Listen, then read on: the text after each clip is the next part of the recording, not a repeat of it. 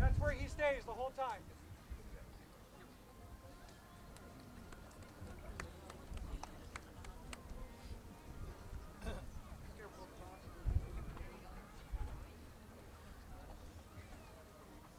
Notice when he turns his body, the dog is turning with him.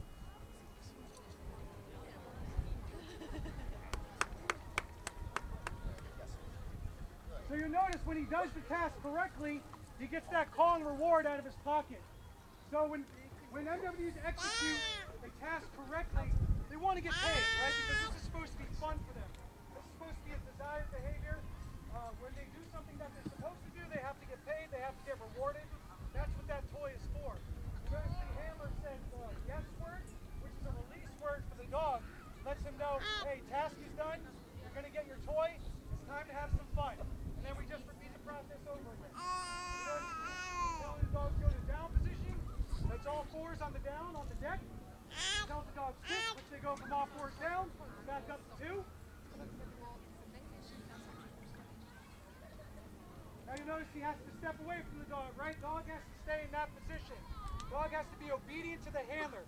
There's a lot of stuff going on right now, and that dog's brain is probably going haywire, but he knows in order to unlock that Kong, he's got to stay right where he's told to stay. If he can give him directions from far, the down sit and the recall heel, and the dog will follow it each and every time.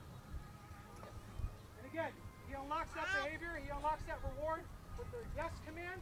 Dog gets the toy, dog knows he did well, dog wants to do it again.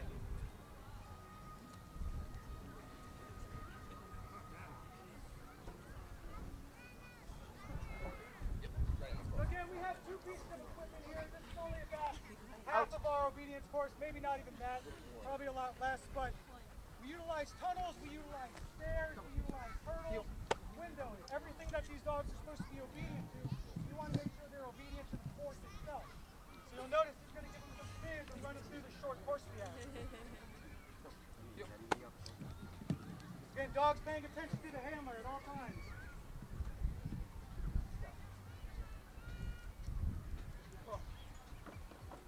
Dog goes through. You see how he looks right back at the handler? That's how you know that dog's being obedient to the handler and not the course. He knows he's supposed to come back. Dog does a hurdle. And right back to the handler position. Now, if the dog did good, the dog gets reward. And essentially, we'll repeat that process over and over again. We'll build onto the course, maybe make the tunnels longer, maybe make the hurdles higher, but eventually trying to progress the dog to higher levels. They're only trained at the bare minimum from Lackland Air Force Base, Texas, and it's up to us as handlers and trainers to make sure these dogs are being pushed to their absolute limits. Now, what we're going to go through next is a little bit of detection work. Like you said, we got explosive dogs and drug dogs here on base.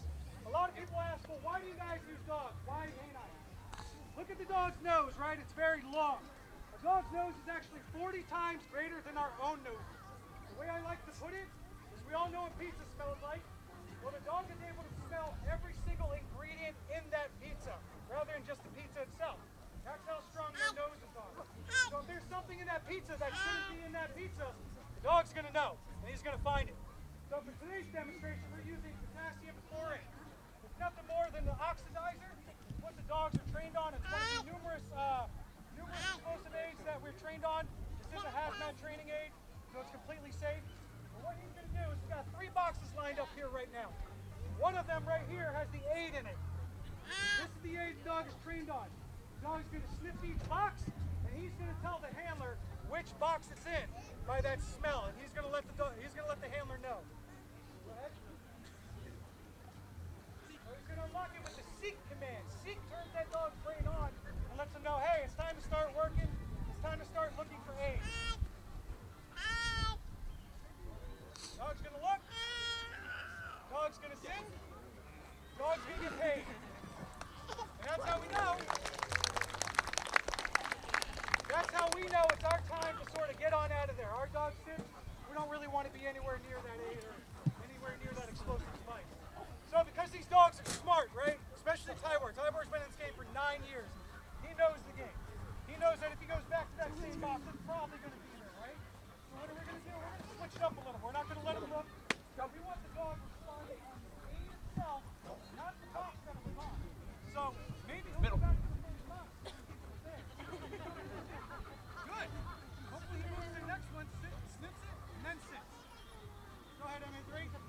Alright.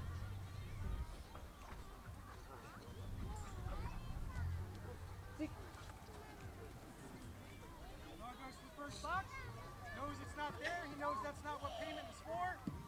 He knows what the payment gets. He knows what gets him paid. That little look right there. A little change of behavior, we call it. Dog sits, dog gets reward.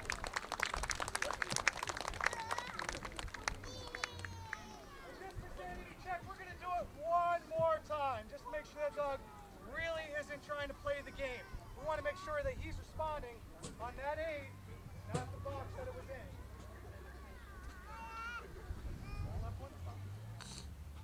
So it's in the very left one, right over here.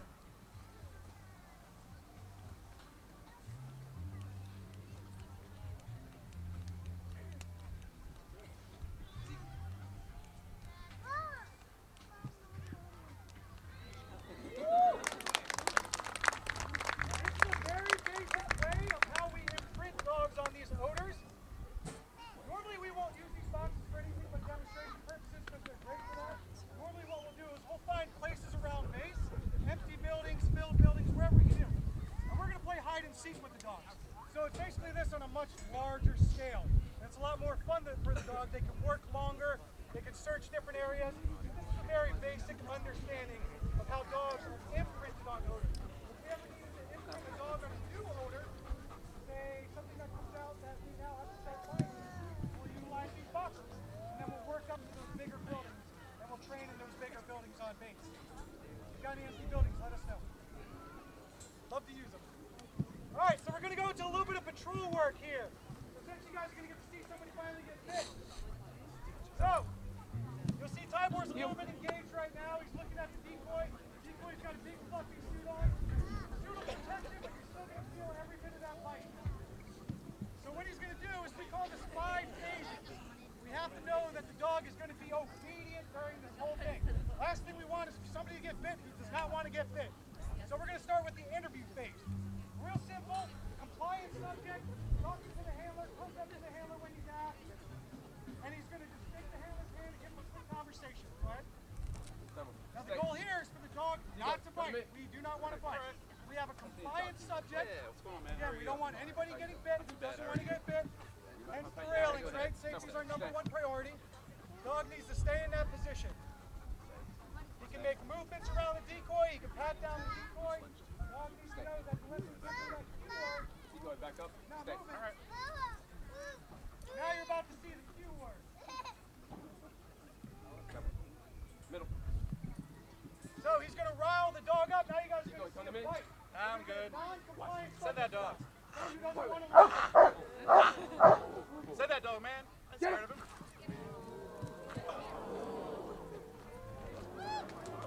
Right there in that pocket, that's what we want to see. That nice deep bite that you see there, that's what we want to see. Now you notice the decoy's struggling, right? But eventually he's going to want to give up. Nobody wants to get bit by a dog. So the dog's got to come off that bite. You have to make sure the dog can release. So the handler's going to give him a command. Out. The dog's going to spit that out. Okay, you don't want to get bit.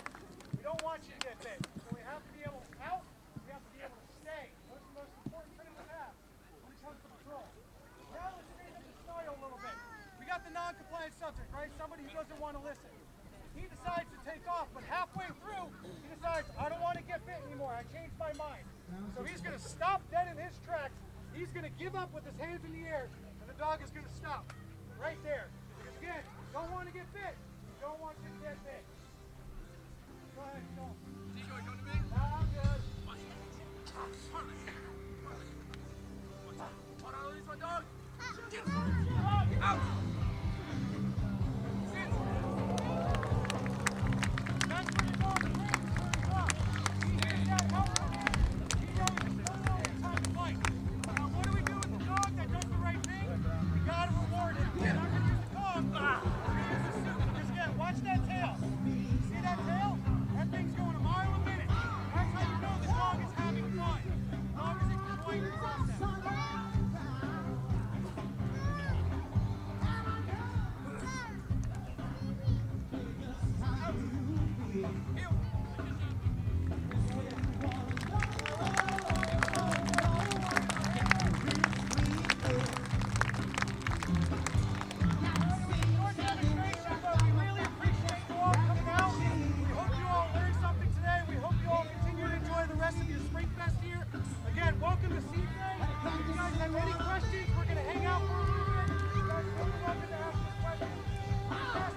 try to pet the dog, but you don't try to take care